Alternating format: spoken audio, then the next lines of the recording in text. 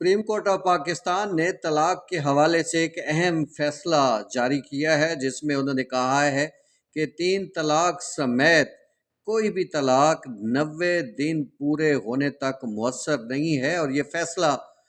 Justice محمد شفیع صدیقی نے تحریر کیا ہے، جس میں انہوں نے قرار دیا ہے کہ طلاق کے لیے مسلم فیملی لاز آرڈیننس کی دفعہ 7 کے تحت 90 روزہ مدت ضروری ہے۔ فیصلے میں لکھا گیا ہے کہ خاوند نے بیوی کو بلا شرط طلاق کا حق دیا ہو تو بیوی کو طلاق